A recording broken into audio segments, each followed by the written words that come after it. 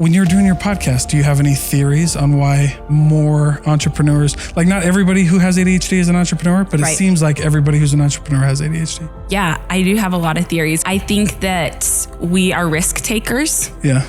More than anything, we're a little more impulsive. I think so much of it has to do with if we love it, if we have passion for it, we are hyper focused and we can get more done than anyone in an hour, right? Yeah.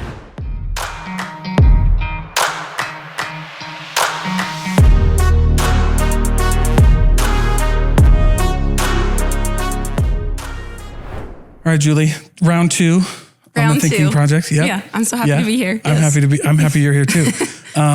You had I think we reconnected. I reread your book again. You're the best. I see you. Yeah. You must not have a lot to read. I just was like, I was looking at my library and I was like, oh, I remember that book. And then I flipped through it and I was like, yeah, I remember this now. Because you were like one of the very first interviews I was doing at the time. And then I had interviewed a lot of other Utah female authors. And so those were like 4 that I really enjoyed. And so it was Christmas time and I was like, somebody wants a gift, like go buy it. But you used to have the ICU podcast. Mm-hmm. Now you're on to one of my favorites, an ADHD podcast. Thank you. Are you listening? Yeah, I do. I have ADHD. Yeah. Cool. Like I've had it my whole life, but diagnosed when I was an adult. A lot of us entrepreneurs there's a lot of us. Yeah. There's a lot to that for sure. When you're doing your podcast, do you have any theories on why more entrepreneurs, like not everybody who has ADHD is an entrepreneur, but it seems like everybody who's an entrepreneur has ADHD? Yeah, I do have a lot of theories. I was just talking to a friend about it at a meeting just now.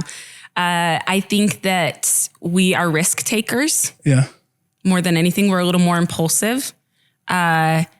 And we're quick decision makers or long decision, right? Like ADHD is all about living in a constant dichotomy. So absolutely, I think so much of it has to do with if we love it, if we have passion for it, we are hyper focused and we can get more done than anyone in an hour, right? Yeah. And obviously there's the flip side to that, which can create some issues and things we got to work around. But I think more than anything, at least in my experience, I think it's because we're risk takers. Yeah. And I've seen a lot more content around ADHD pop up in the recent years. I think it's a funny topic because you have like one side of the aisle that's like, it's not a deficit disorder. Like they don't like those 2 words. It's more of like a superpower. And then you have the other side, which is like, very almost too restrictive. Like this is what we have and we need to really focus on it. And we really need to really heavy label focus big time. Let's make it our identity. Yeah, exactly. So you have some people who are just like, whatever. And then you have some that are the other way, but and I mean, obviously you and Tony have a great show. Where do you fall? I mean, I just always think the truth is in the middle. Yeah, that's fair. Yeah. Right? Like for some reason in society, it's like the sexy thing to have it all figured out, to be all inclusive, to have it, it's always this way or it's always this way. And we have to like be divisive about this. And usually I think the truth is in the middle. Right. And that's not as fun to say because it's so fun to belong to a group, right? Right. But I think the truth is in the middle is that, it's a superpower. And it can make your life super sucky if you aren't aware of it and don't learn how to work with it because there are things about it. I guess you can say it's not negative. I mean, I don't know. I just think sometimes we get so lost in the semantics of it. Right. It's okay to acknowledge that we all have human weakness. Like that's part of the human experience. So I don't have a problem that I have a tendency being late. Like I don't think that's changes my worth in any way, but it is something to be aware of if I want to be more successful. Right. Kind of taking it outside of me and my identity a little bit and be like, that would make sense with this. So do I want to do something about that? It's like my worth isn't on the table. Yeah. Right? Yeah. I don't know if that makes sense. No, I mean, it makes a lot of sense. And I think it is funny because I'm more in the middle too of almost everything. I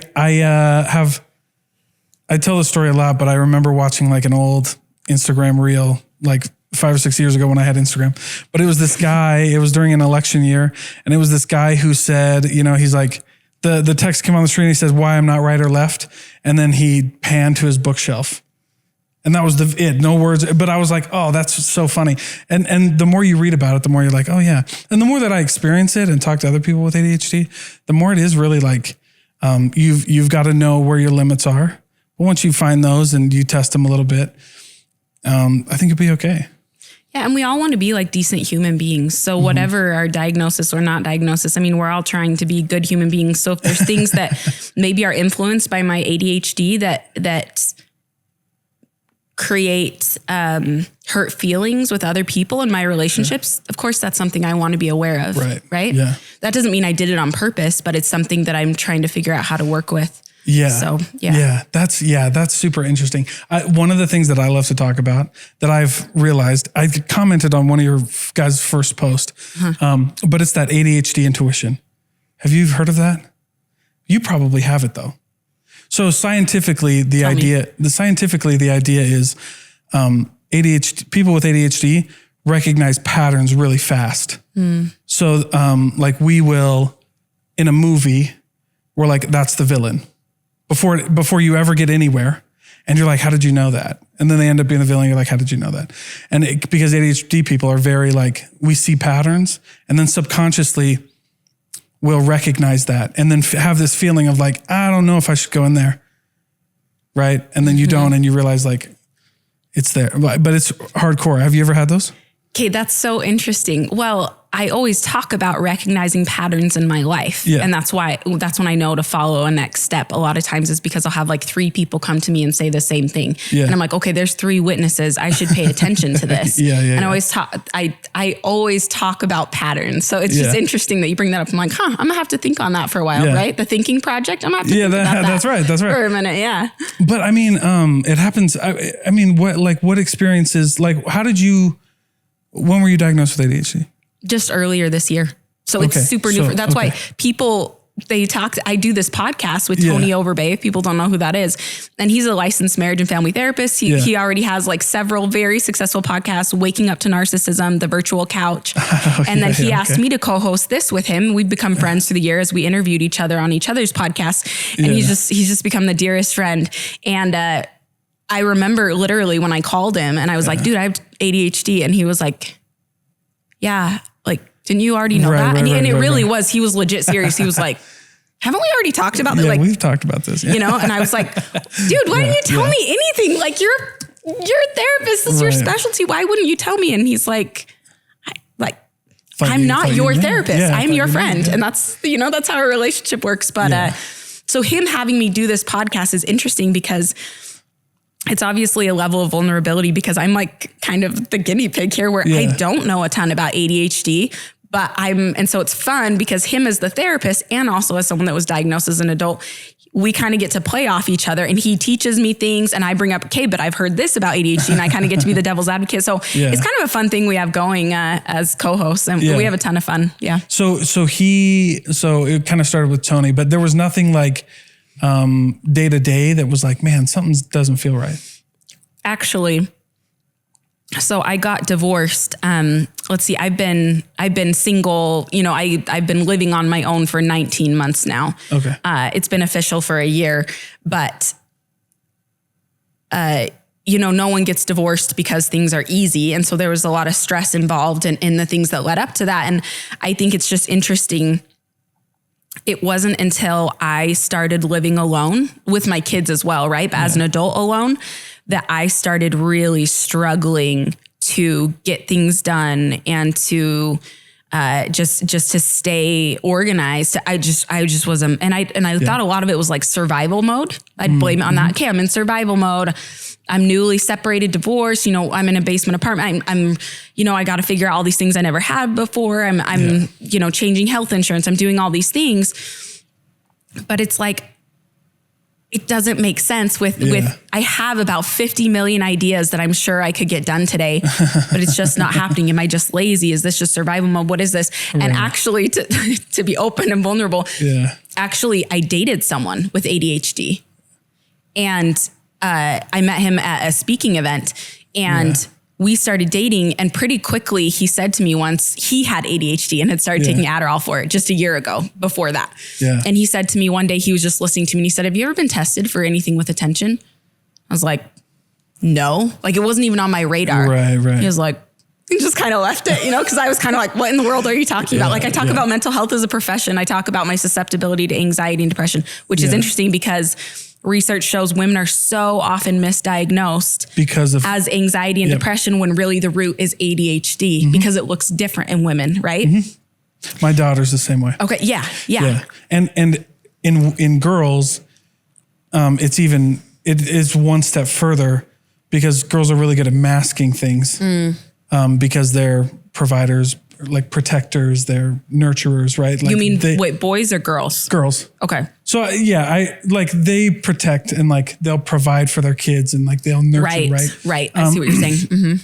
And so to keep that, girls will mask it. Yeah. And so it sometimes it goes a step further. If you're a people pleaser. Yeah, exactly. Right? Which I am. Yeah. ADHD sometimes gets misdiagnosed for autism too in girls, like where they have autism, but they'll get misdiagnosed as ADHD. Whoa. There's a lot of comorbidities with ADHDs. Like if you have ADHD, you probably have like tinnitus, that ringing in your ear. You probably have anxiety and depression. You probably have dyslexia. Like when I say 309 and I saw 306, right? Like I just, cause you like look at it and then you look right back up and you just, your brain doesn't have time to process it, right? Interesting. So like my daughter, I just see it, right? Like you recognize patterns and I'm like, when we're ready, we'll get, when she's ready, we'll get that all taken care of. And because you just, you said, and I think mental health this is part of mental health. It's not the more you know, then you can manage it, right? Yeah, it's Maya Angelou's quote that we all love, right? Yeah. Like when you know better, you do better. Yeah, so if you can't punish yourself for things you didn't know and understand. But yeah, so it was this guy that brought it up to me, and then I started thinking about it more and more.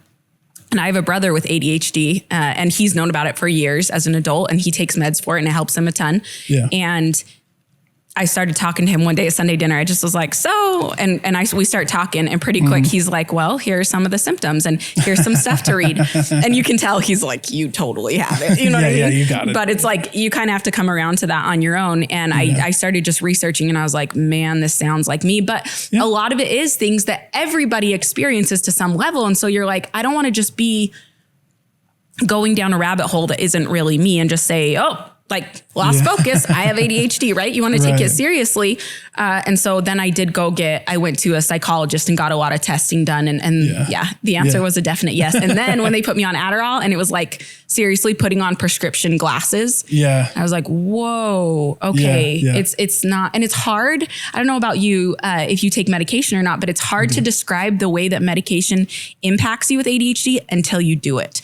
Yeah. And I think antidepressants are the same way, right? You don't know until you do. You're like, how could a medication make me feel more focused? That's just so obscure. And then you do it and you're like, oh, I don't know how this switch potion works, but it works, you know?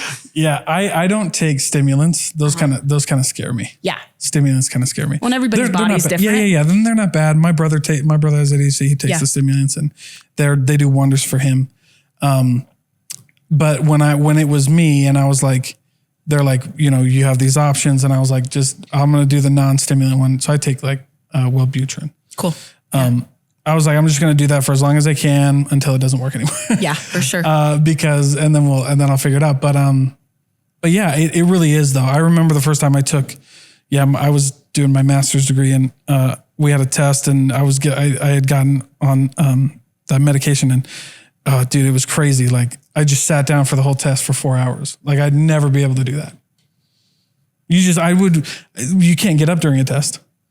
So I just rush through it because I can't sit down, but I can't not finish this test. So I have to like rush through it and get whatever grade they give me. I relate to that so much in that testing center in college. Yep. Yeah. Yeah. Mm-hmm. And so you're just like, and that's also why like, and boys, it can get ADHD can get misdiagnosed because of that old quote, just boys are being boys. Like, he's just rowdy, right? And he just doesn't know how to sit down and be still. Just can't sit still. Yeah, and I'm going to fix it, right? Mm-hmm. And you're like, well, sometimes, but like, not really. Like, there's actually things that, but I never got diagnosed with it. I think one of the reasons is because some natural remedies to ADHD, right, are like physical activity, protein, and then like cold. And so like cold, tell me about cold that. baths and cold Cold plunges. Showers. Yeah. Cold showers. Yeah. I'm going to need to do one of those cold plunge things eventually. Huh? All my friends are doing it. And I'm like, is this a fad? Are we done with this yet? No, I know the research, right? It is a fad, but for those of us, like we were doing, so the reason I wasn't diagnosed was because the natural, kind of like things that helped it, I would do. So I grew up Polynesian. So we ate protein for breakfast, lunch, and dinner. Great. I was an athlete, and we did ice baths before they were on YouTube, because that's how you recover. So we did ice baths every day. I ate protein, breakfast, lunch, and dinner, and I was an athlete. So you Makes sense. You get everything out, and then, I get older, you stop doing that stuff and you figure it out. Right. But, it's just, but one thing that, and the stimulants, I actually didn't want to do it because I love my ADHD intuition, like that ADHD intuition. It never fails me ever. And I'm religious, so, you can call it whatever you want, but right. There's that special thing, like ADHD people have that a little more special, but you've probably done that where you're like, I know where this is going. What do you mean? Done what? Like you have said to yourself, like you've been in a situation, right? And you're like, I know where this is going. Yeah. You're like very clear. And then you tell your friend and they're like, no way. Oh. And you're like, yeah. And I know I'm right. And then it ends up being right. You know what I'm saying? Kind of. I was just thinking about how I do think I have a lot of bold confidence in things sometimes that I should and sometimes that I shouldn't. Right. Like, I'm just like, it's going to be fine. Like, it's good. I got this. It's fine. Right. I've like not prepped at all. And I'm like, I'll just do it. It's good. Yeah, we got this. Right. Yeah. And most of the time it's okay. Right. There are some times where I'm like, okay. Yeah. When you do it 1,000 times, you're going to mess up however many, right? That's ADHD intuition. Yeah. That's like, I lean hard into that. Cool. Because 9 times out of 10, I'm right. Cool. And I don't, it's just whatever. There's the scientific thing, and then there's what I think it is. And that's just like you're on that wavelength as people with ADHD. Yeah. It's a gift for sure. For sure. Yeah. How do you guys feel about, the truth is in the middle, right? So you tell somebody it's a gift, but you're also like, how do you balance that conversation with somebody who has ADHD? I think as much as we can take emotion out of these things. Yeah. Which isn't easy. I'm not saying it's easy, but I just think sometimes we have created so much meaning in these words. We've created this like societal construct of this is what ADHD means. And really it's like not ADHD, the term, it's not its fault. It's something we've created. We can talk about ADHD like it's the weather. We can talk the same thing with so many things, right? The difference with talking about Jesus in Utah to talking about Jesus in Indiana is very, very different. What it means, what they experience. Assumptions come up, what pain or trauma might come up.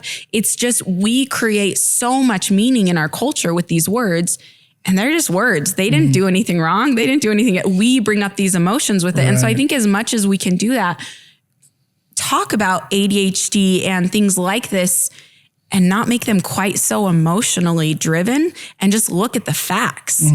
Let's treat things as the fact. And I am a very emotional person. And so I'm not knocking that. It's just, I think and it's impossible.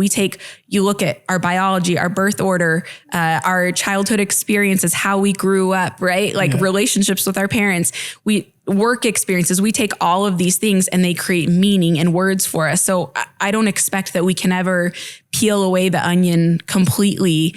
We're always going to bring in different assumptions with us to these conversations. But as much as we can at least be aware of those assumptions, be aware that they're there, I think we can have more honest conversations and make them just be able to see the truth clearer and not have it masked by layers of different experiences, but really, really get to the truth more. Yeah, I love that. Well, it's the story that, it's that old like Buddhist fable, which is, or, whatever you want to call it, but it's the story of the arrow, and the guy there's a guy, he's out hunting and he gets shot with an arrow, and his friends come up to help him. And he's like, no, not until I know why this happened to me. And so the story goes, so there's 2 sides to every story. There's what really happened, and then there's what you tell yourself about what happened. And usually, and that's the difference between pain and suffering. Is pain is what actually happened to you. And suffering is the story that you told yourself about what happened to you. Yes. And that's why you suffer more than it hurts. Yep. Yeah. Amen. Well, I'm glad I didn't even know we were going to talk about the ADHD podcast because it's kind of like this side project that but it's so this cool. love project, yeah, but I'm glad you're loving it. I'm glad you're loving the podcast. That makes me happy because me and Tony, we love it. We just recorded an episode today and we both have very busy lives outside of it. Yeah. But we show up at the same time every Thursday to record and we just pack it in because we're like, we got to do this. We love it. Man. It's cool. So, okay. And we have bigger dreams with it, obviously, of other things. We want to do events. We're so excited about so much. Yeah. It's like neither of us we easily could be like, I don't have time to do this, but we're like, we are going to make time. When Tony presented me with the idea, I was like, yes. Yeah. With you? Yes. Yeah, wow. I'll do it. Amen. Yeah. Well, it's a big community, and there's a lot of things. And as you were talking there, like it's temperance. I remember getting in an argument with somebody he was like an ADHD coach or whatever. And, because temperance is what is what I heard. And it's that just even keel, right? It's like, we're not going to get too crazy. We're not going to get too low. Yeah. And we're just going to be, and that one of my favorite, that virtue comes from Stoicism, which I really embrace. I really like that. And then this ADHD guy was like, Stoicism can't help. And he was that far guy. He was like, Stoicism can't help people with ADHD because of the way your brain's wired. And I was like, I don't know, man, that's crazy to me. I don't know if you can put people in a box like that, even if they're already. The thing is, there's truth everywhere. Yeah. And I think when you're willing to embrace it, you just get to feed off of all the truth and take in truth everywhere. You don't have to choose left or right. You just have to find light and take it in and leave what's not working. I believe the older I get, I'm only 33, but it feels like it's been a really just thick, rich time of learning and experiencing. Yeah. And during that time, again and again, I come to the conclusion, the more I know, the more I realize I don't know. The more I realize how many perspectives are there, how many right answers there are, how much truth there is in every religion, in every field of thought, and how much there is to learn. And that's exciting if I let it be, right? If I let that be, it's exciting and it keeps you in a place of humility, I think. And a growth mindset is, man, there's a lot to learn. So this is what I think today, and that could change tomorrow. Yeah. And that's great though. And you just you let people learn and make mistakes and grow. But yeah, there's that. I don't know what the principle's called or what it's referred to, but it's that essentially like I love wrestling. And so if you go up to a guy, it's probably similar with speaking. If you go up to somebody and you're like, hey, are you a good speaker? The good ones are probably like, I'm okay. Like I could probably get better here. But the ones who've never spoke before are like, I'm great. One of the best. I say that sometimes. Mostly to other speakers though, right? Like when we're like, yeah, they know right? you. I'm like, I'm the bomb, but we all know. Yeah. Right. But you've spoken together. And so you have that community that where you can be like, reciprocity. Yeah. So if I'm with my other coaches, I'm like, I'm a badass and I'll beat all of you right now. Right. Yeah. But if I'm in a new gym or something and they're like, have you ever wrestled before? I was like, a little bit. I've wrestled for like 20 years. Yeah. You know what I'm saying? But it's that the better you get, right? The more you're like, no, I know that there's things I'm missing. The first time I ran a half marathon, I say the first time, the only time I ran a half marathon. Let's be real here. I'll never run one. I ran it and I was like, right? Like I'm a bad A, like this is the best. And then I get to the end and all these people around me are talking about like, I'm running my 90th marathon next week and I'm just listening to, cause I'm with runners now. And I'm like, I'm not a runner. I know nothing. Like I don't belong here. A runner is someone that's run 90 marathons, not someone who's just doing this half marathon crazy stuff. Right. Dude, and it's just, when you start surrounding yourself with successful people, it's good. It drives you, it pushes you. And I love doing that with speaking and now this new coaching business I'm a part of. I love it. Yeah. Tell me about the coaching business. I don't know if you were a coach when we interviewed the first time. No. And Kay, I just have quick, tiny ADHD tangent. I just have to tell you, I'm so glad we're doing this interview because nobody go back and listen. Okay. This is a vulnerable moment. That interview, I don't think I feel this way about any interview I've ever done, except the one I did with you. I don't remember what was going on in my life, but I was so distracted. Oh yeah. And I think I remember just watching a little of the footage and I couldn't watch it because I was like, I was so distracted. I wasn't acting interested. Like, I don't know what it was. I think I had a bunch of stuff going on in my personal life. And I just remember being like, dude, Dalton probably hates me. Like, I was the worst. And then you've been so awesome to me through the years. And I'm like, I don't deserve you in my life. I was so terrible on your show. So I'm so grateful that you're like having me back on, because I feel this is a redeeming moment. I'm like, I'm here, I'm present. There's no kids around. That's right. I'm all about this. This is great. But yeah, okay. So this new, I'm super excited. So I started speaking. I started with the podcast, I See You. I got the book contract, I See You, How Compassion and Connection Save Lives. Then had a children's book come out. In there, I started keynote speaking, and it was great, and I loved it. But I couldn't find, I was networking with all these awesome people, and I was constantly like, okay, but how do I do it? Like, running a successful speaking business, having that be your sole income, there's so much to that. Maybe I have a talent for speaking and a little bit for writing, but website, demo reel, all these things I know that I need, they're enough to overwhelm you so that you just never go for your dreams. Let's be honest. They're enough, all those little things. And so that's a lot of times where people learn to hire things out, but it's expensive. And so my friend, I'd met through NSA, National Speakers Association, Ty Bennett. Do you know who Ty Bennett is? Familiar with the name. I don't know if I've met him before, but he's got a good rap sheet. You can look him up. No, that's cool. We had become friends, and I watched him speak at an event, and I was like, wow, he's incredible. And then he did a free webinar about something called the $1 million keynote formula. And basically it's how to construct a keynote that he has done with all of his keynotes, and they've each made him millions and millions of dollars. So I was like, I want to work with this guy. And they had just started a program called The Relevant Speaker. And I paid this flat fee for a year, this investment. And they did my website. They did my demo reel. I had one-on-one coaching with Ty and group coaching. And anyways, it totally changed the speaking game for me. Like, I made my investment back, I think, in just a couple gigs, and then obviously went up from there.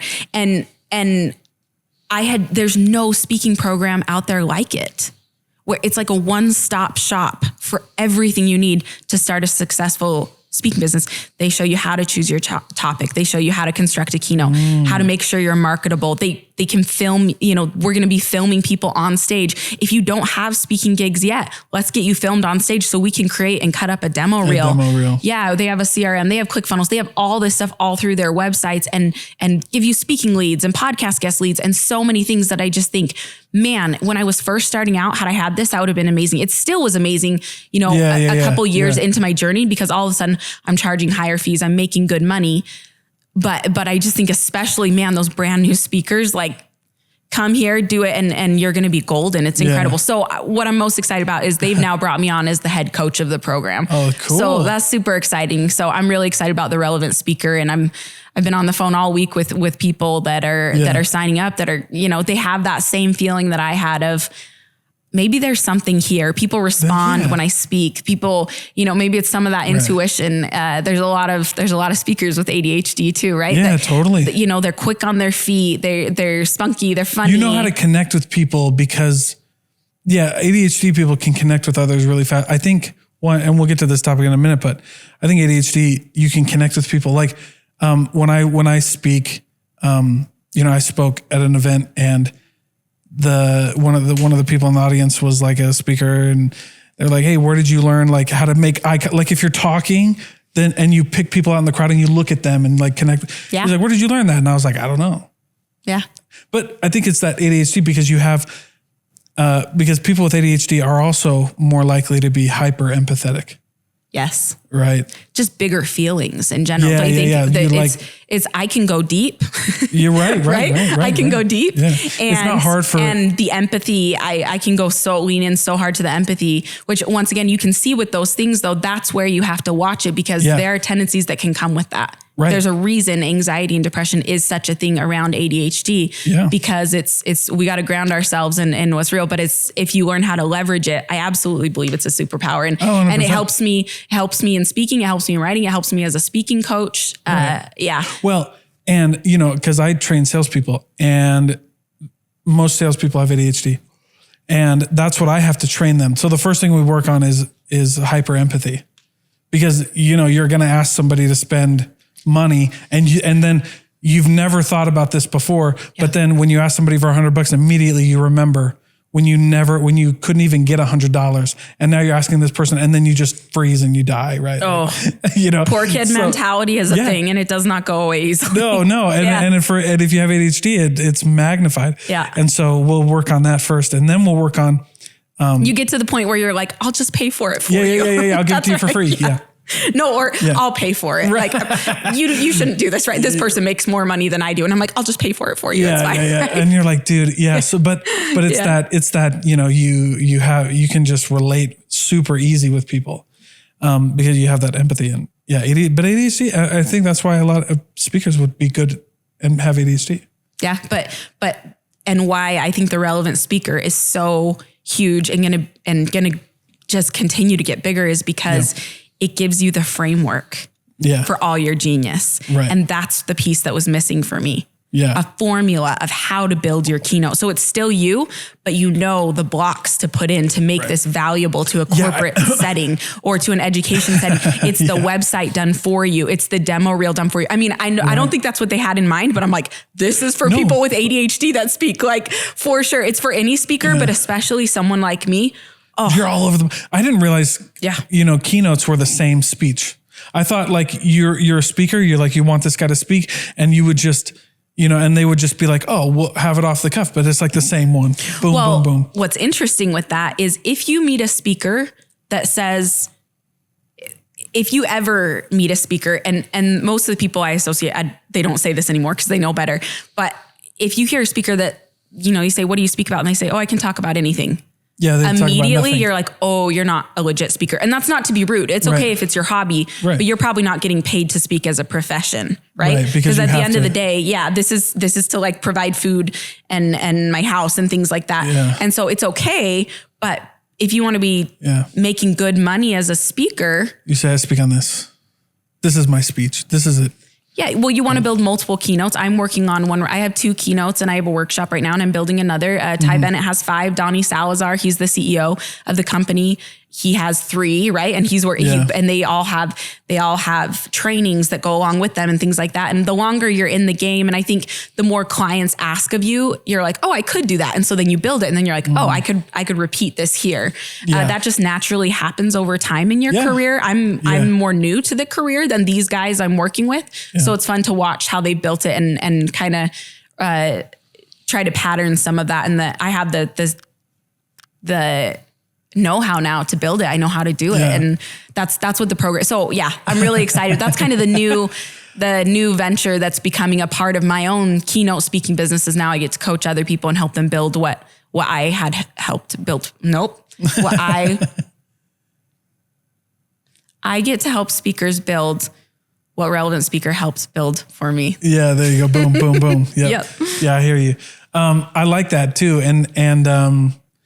Well, and then we'll get back to, so I see you ran, I think what did I read? You published your last episode 2021. Yeah, February, I think of 2021. So I did it for 2.5 years, over 100 episodes weekly. Cool. Very cool. Yep. We just took breaks for Christmas. Yeah. And then when I was going to focus more on my speaking career, I said I ended after season 2 of ICU. That's all right. Mm-hmm. But as you speak on, it doesn't feel like it really ended. You have your book there. And you speak on mental health and like that empathy. Yeah, I speak primarily to leaders about saturating their work culture with human connection to improve the mental health of their people, which then helps them perform at peak potential. Do you know Nicole Harrop? Uh-huh. Yeah, okay. I was actually just messaging her on LinkedIn. Okay, yeah. Her and I are friends. I interviewed her and she does.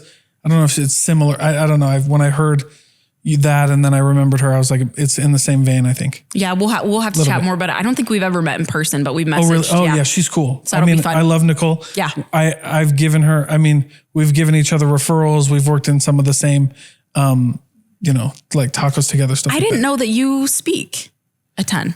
Not a ton. Do you want to be speaking a ton? Because I know this really great program, Don. Yeah, exactly. And I can coach you. I mean, the only times I've ever, okay, I spoke, but they're like sales events where I'm doing a training and then I'll go speak about the training or something like that. Yeah. I'm sure you'd be amazing. Just talking with you. I'm like, you can if you want to ever, yeah. But yeah. It's cool because I do empathy in sales. That's what I do. Like how to develop empathy I love that. And that's what you got to do is you got to find your niche kind of what you do. And that's why when you ask speaker, what do you speak about? I've learned to know what I speak about. Right. I speak to leaders about, let me say it again. Yeah. I help leaders saturate their work culture with human connection to improve the mental health of their people so that they can perform at peak potential. Yeah. I'm very clear on this is who I speak to. This is what I speak about. And what does it do for their audience? Yeah. Yeah. And that I think when you can get that honed in, that'll really help you take off as a speaker. Yeah. I don't have it written out. I probably put together. So what I have is it's called the art of connection. And then I have 4 blocks and then I just run through those. And it never sounds the same twice, but it keeps me on track. Great. But it's the same idea of mainly to salespeople. How do you just not sound like a douche when you're you know what I mean? How do you not sound like a douche? That should be a training. I like that. Yeah.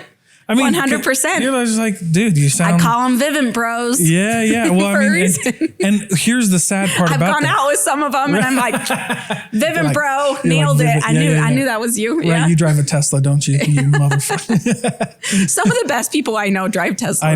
I know. I go to a buddy's tomorrow. He drives a Tesla. I make fun of him all the time. But but here's the worst part about that is most salespeople, they don't know what they're doing and they don't know how to do it another way.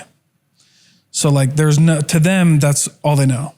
Right. And so that's why you go in and then you train them and you're like, all right, this is what we need to work on.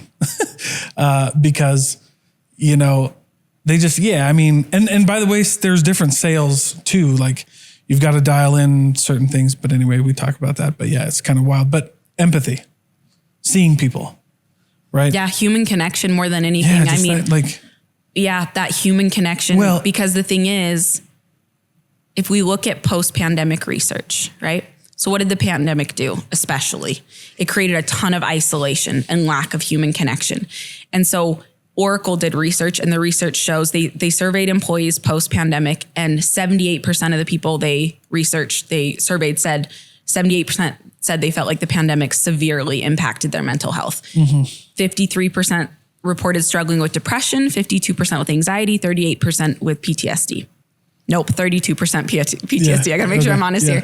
And so we see those statistics can feel really just discouraging. And so a lot of leaders, they see this and they're like, is this even my business? Mental health in the workplace? I don't want to do with this. I didn't go to business school for this. Yeah. But then if you look at Stanford, you look at Stanford Medical then, and what do they say? Helps with anxiety, depression, even suicidal behaviors. What lowers all of that so much? Social human connection. Yeah. So that's what I say to leaders is making people happy is not your business. I can't even make myself happy sometimes, right? Yeah, making people happy isn't your business. Your level, your effort to connect with them is your business. That is where the human connection piece, you can have some control over that. Because you can't make someone happy. But if connection is what your people are missing and that's hurting their mental health, you absolutely it should be your business to connect with them. Right, right. That reminds me of one of my favorite quotes from Johann Hari. I can't remember the title of his book, but he said, the opposite of addiction isn't sobriety, it's connection. Yep. Right? Yep. Yeah, that's addiction, big in AA. Yep. Right, yeah. Addiction is a symptom, not a disease. Well, okay. It's a disease. We could dive into all the semantics. I know what you're saying. Yeah. But it's more of a symptom of something there's an underlying issue. Absolutely. Same with affairs, right? Yeah. I was just talking to a buddy about this, about an affair and how it takes time. And it's the same with addiction, to realize it's not so much about the other person as it is about the person that had the affair and things that they're lacking and things like that, But it's so easy to take it personally. Well, yeah. When you're talking about an affair, I don't think you ever get away from it. Yeah, I don't mean to say I would. Yeah, but I'm just saying addictions, all of these things. There's that. When we're acting out of away from our value system, when we're not doing the things we actually believe, there's obviously a lack of connection there, I think is almost 100% the truth. Yeah, well, I deal with a lot of dudes, who we go through hard stuff, and I talk to them, and I think men are a little more susceptible to addiction. Not to say that women aren't, but men a little bit more because we're a little more reserved. We don't talk to people as much. Like you go up to your vulnerability reserved. Yeah, vulnerability. Yeah, reserved. Men are a little less vulnerable. And I don't know that our society has always made it feel safe for men to be vulnerable, right? I think that we can own that there's a lot of damage that's been done to females in society, and there's a lot of damage that's been men too. That's something we can have in common is, once again, it's our social constructs. It's the meaning we put up. This is what it means to be a man, is to not feel too hard, to not have it figured out, to not protect, to not know how to provide. I mean, if we haven't created space for that, then I'm sure, I can't speak for, I'm a chick. I can't speak from experience, but having talked to enough men and read enough about it, they haven't always felt safe doing that. And so then they keep it in, and then that just, right. Secrets make you sick. Yeah. And for women, we had like objectification, being talked down to, we got generational things that have been an issue, and just in general not being taken as seriously in the corporate setting. And there's always going to be outliers to these things, but I think it's okay to recognize that there's been issues there. If we stay stuck in that though, if we say, this is how it's always been, I'm always treated unfairly, it's always like this. I think if we spend our energy doing that, I think that's a misuse of our time. Right. But if we can say, okay, I know this, I have this context now what am I going to do with that? And work on building the kind of atmosphere we want, the kind of culture we want, put our energy there. Well, that's what empathy is.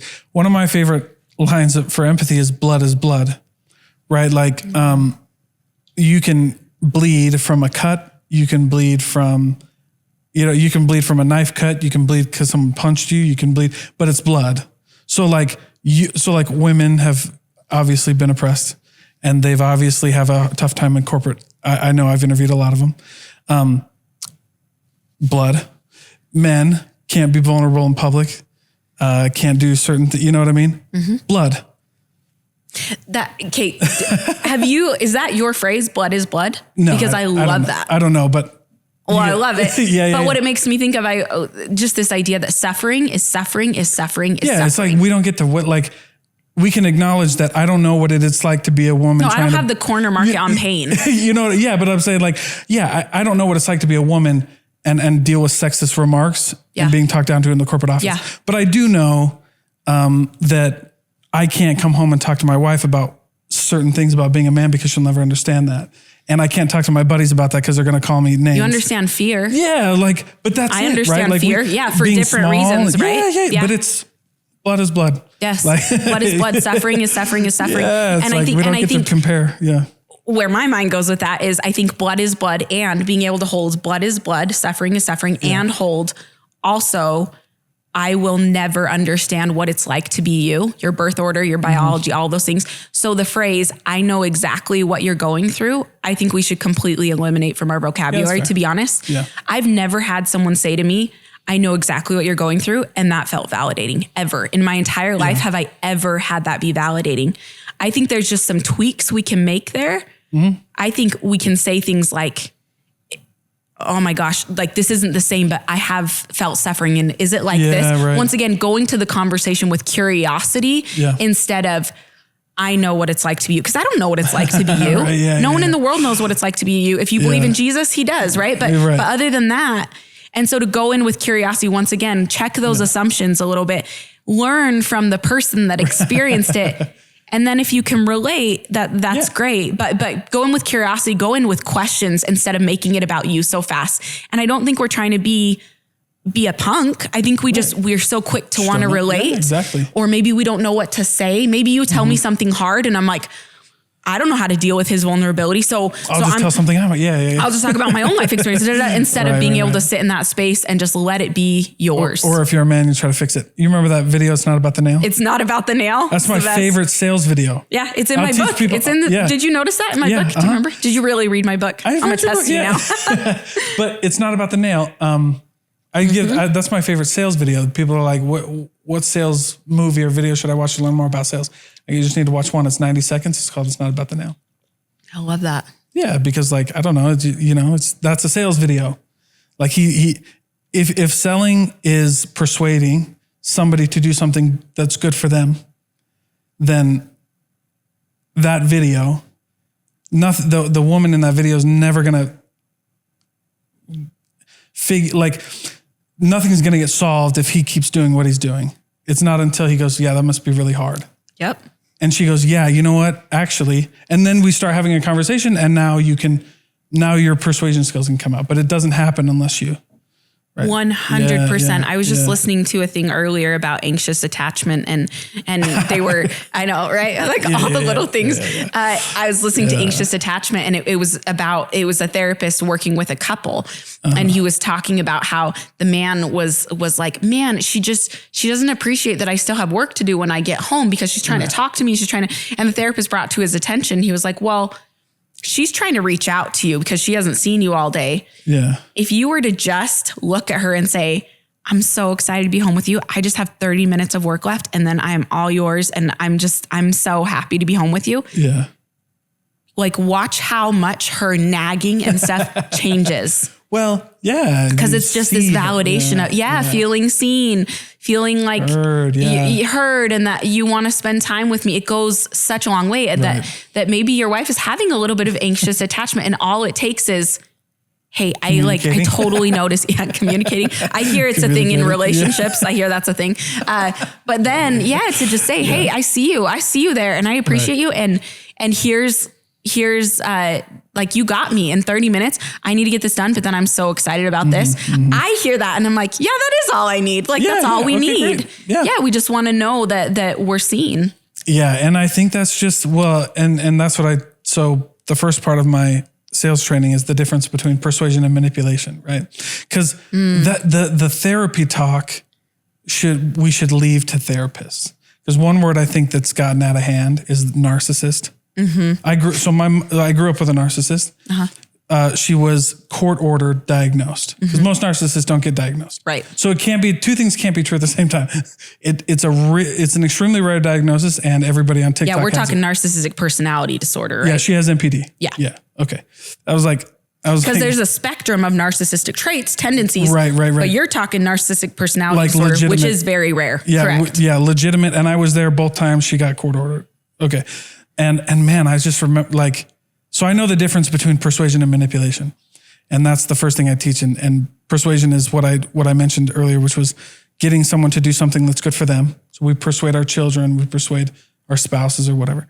And then there's manipulation, which is getting someone to do something that's good for you.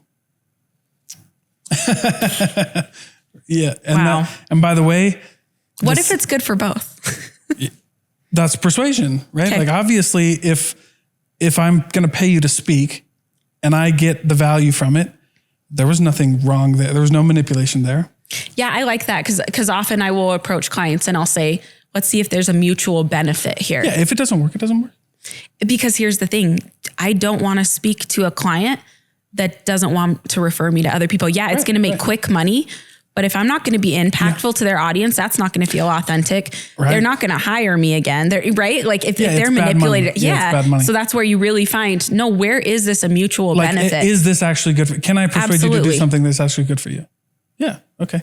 Yeah. And you'll be happy you did. Yeah. Right. Exactly. So it's just it's like me getting my kids to eat vegetables or fruit or whatever, right? It's like, obviously it's good for me because I'll have kids that live long, but it's more beneficial for you. And then you have manipulation, which is, and here's the scary part about the difference between those two things. They sound exactly the same. They're the exact same. Like the words, the tone, everything can be the same. The difference would be intention at that point. Yep. Yeah.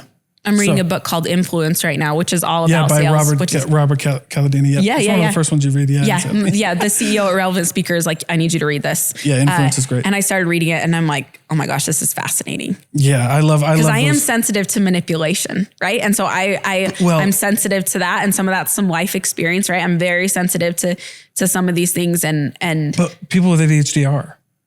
We just love people. We trust people. Yeah. It's like I think everybody wants to love me like I want to love them and wants to do good in the world and things. And I've been proven to be a little bit more skeptical, but still stay soft, but yeah. You go, what's that? It's like, if you're naive,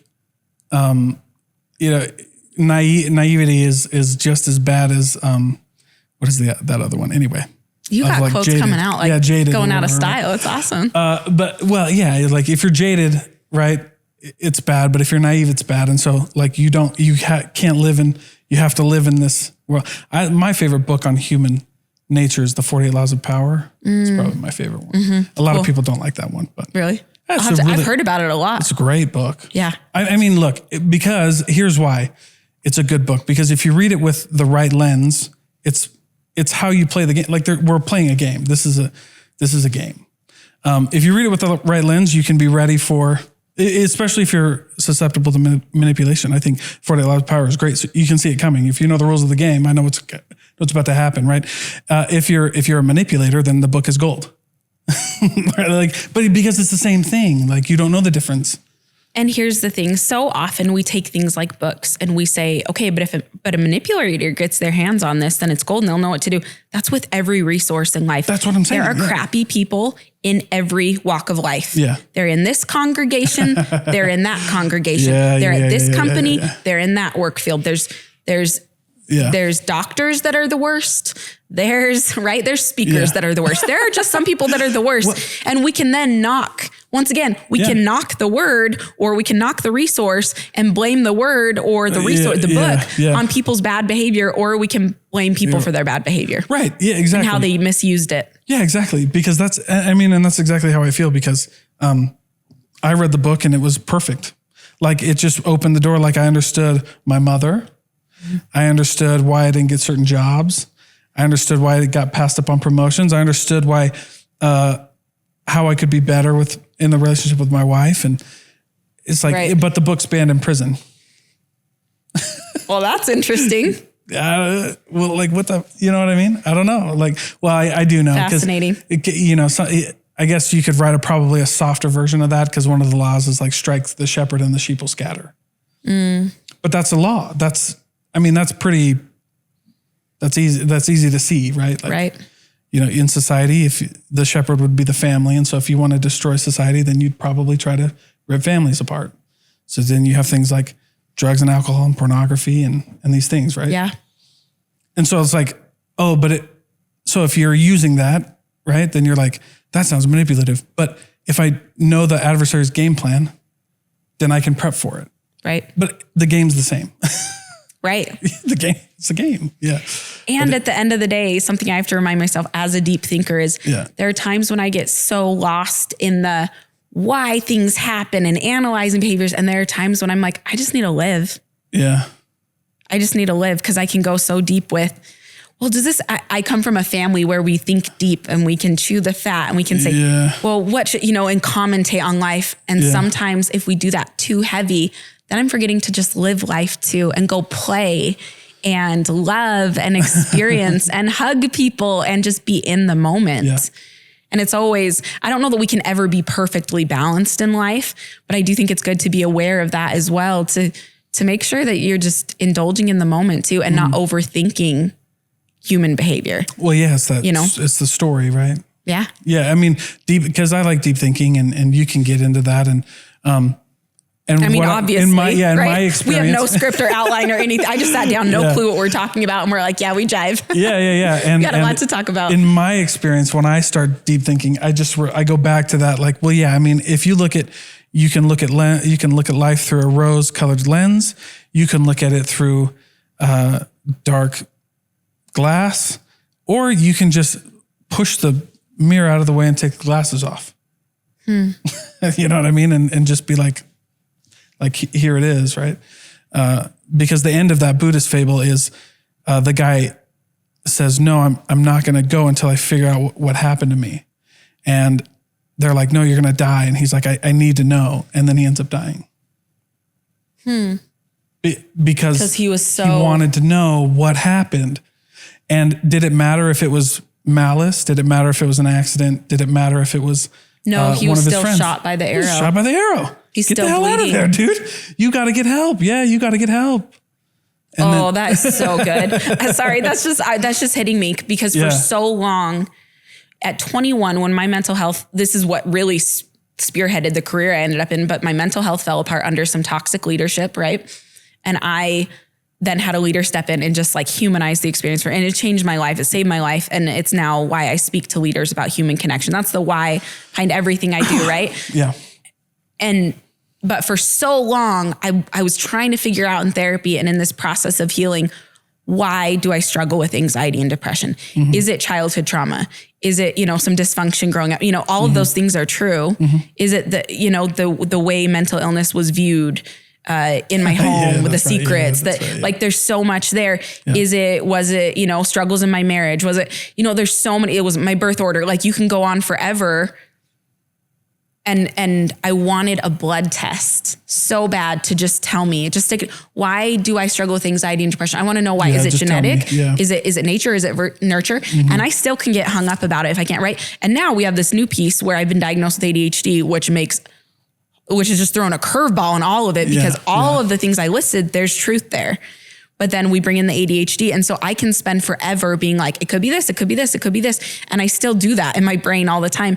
And so often I just have to stop and be like, it doesn't matter. Right. Here is the kind of life I want to live, the kind of person I want to be, the goodness I want to create. How do I get from A to B? How am I going to choose to treat other people? Right. What does a healthy relationships look like? And that's what I follow. How much does it matter why I got here and why I have these tendencies? Mm-hmm. I could spend forever just chewing the fat and getting nothing done about that. Mm-hmm. What am I going to do with it? Right. Yeah.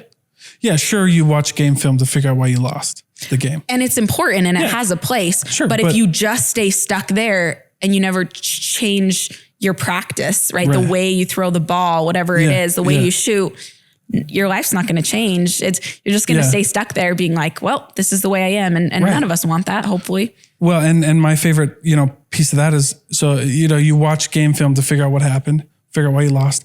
But we only have 2 hours for film review and then we're going to go practice. Yes. I love that. Like the game was only 90 minutes and we got 30 more to figure out what's going on. Yep. And that's it. And then leave. And then go, and then we're off to practice and we're moving on. Mm-hmm. But that's what I like about that is like, analyze it, figure it out, and then take a few notes, and you only get 2 hours. Yeah. And then go do something. And then go figure it out. Yeah. And then and then go and leave it. And cause what are you never going to lose again? Probably. Right. And that's okay. Yeah. You have to get down the muscle memory of doing it the right way. Yeah. Because free will isn't about choice. It's about accountability.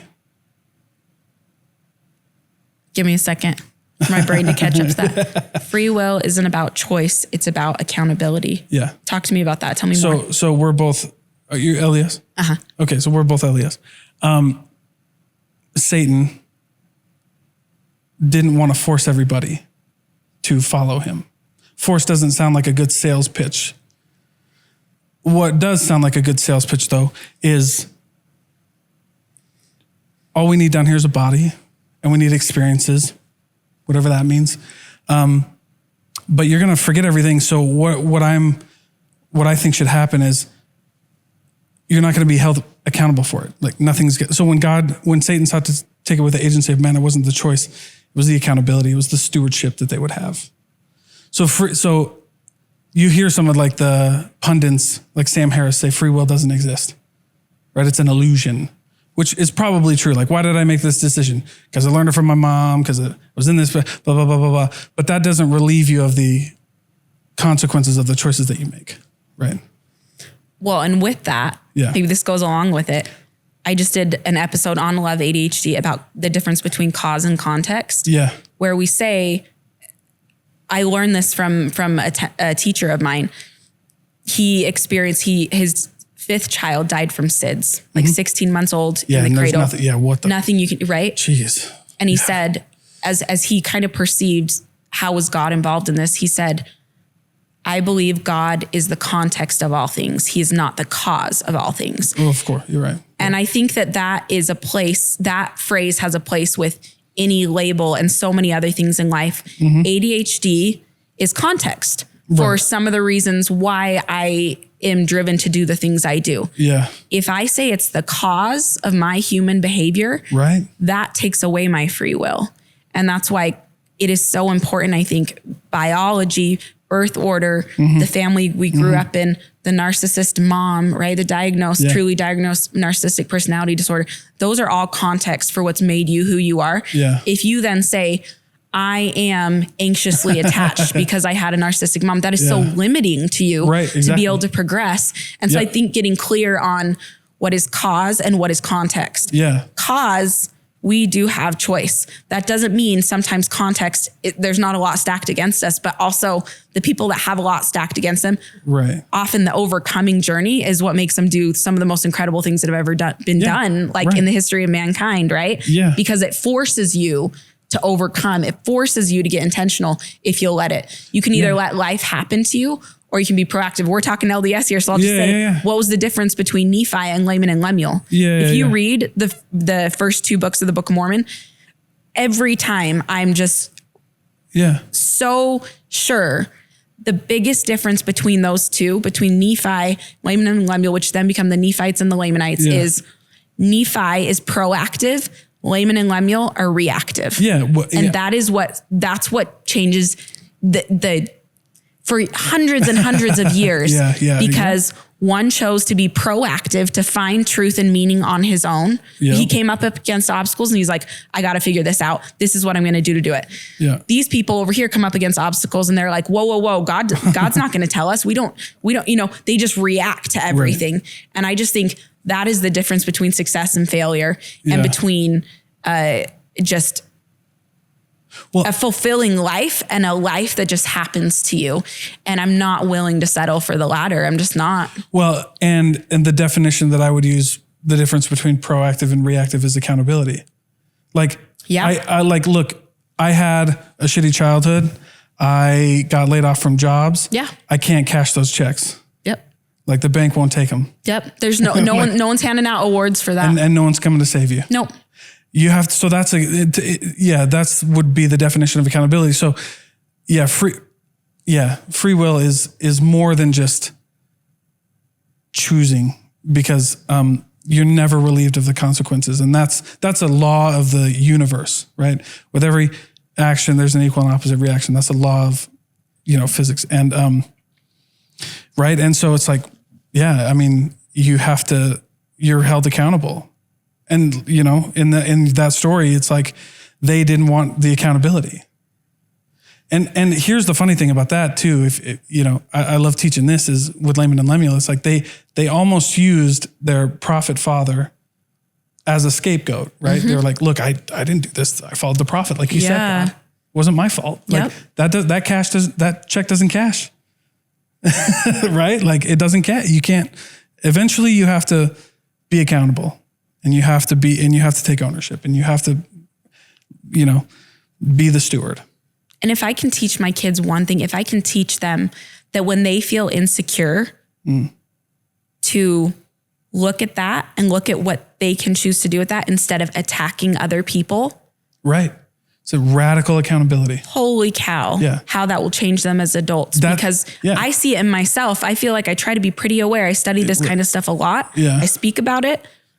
And I still have that tendency of, when I'm feeling an emotion I don't like, how can I where can I project this, that it's someone else's fault, instead of realizing maybe I didn't take care of my own needs in that. Maybe I didn't set the boundaries. I didn't, giving myself that full accountability of, I get to choose this life. Now I can say, I can say I don't like those choices, and I don't have to be by people like that. But at the end of the day, I am in charge of filling my own needs. That's what interdependency looks like. That's the difference between interdependency and codependency is you control how I feel, right? It's up to you to make me feel good. And that's just something that no one can do. Which is the base tenet of Stoicism, which is you can't control what happens to you. You can only control how you react, right?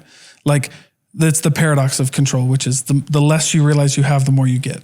Yeah, I just never, I'm getting less and less a fan of the word control in almost every context. Yeah.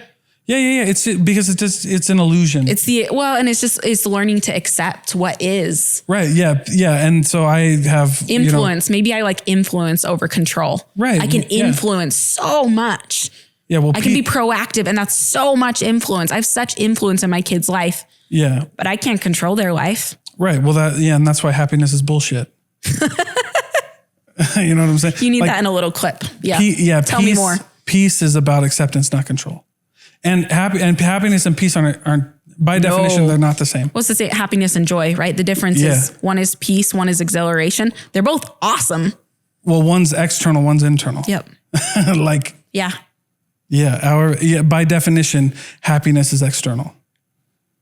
And by definition, peace and joy are internal. Because like you can be peaceful and find joy and find meaning in really shitty situations. 100%. You know what I'm saying? Absolutely. But if I try to do this toxic positivity and happiness, like if my house is burning and I'm like, I'm happy about it, probably not happy about it, but you can be peaceful. You can know that this is, listen, I'm where I'm supposed to be.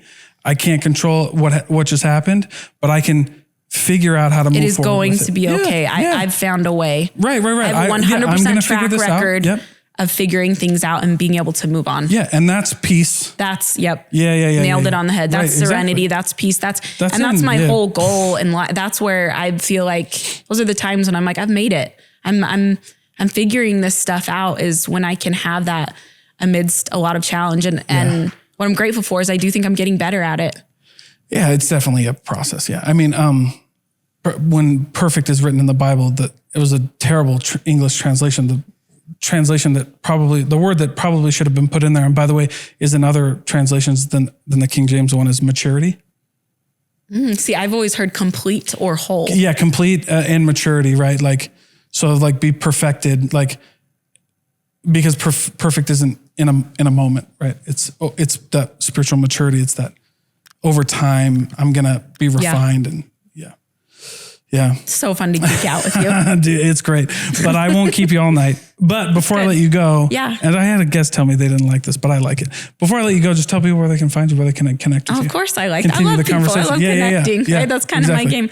Yeah. So my website is julieleespeaks.com. And you can find out about me there. And then the business that I'm now a part of, that I'm coaching with and helping other people create their speaking businesses, is relevantspeaker.com. Amen. So julieleespeaks.com and relevantspeaker.com is where I direct you. So yeah, and I love having new friends. So cool. Let's chat. Thank you so much. Thank you.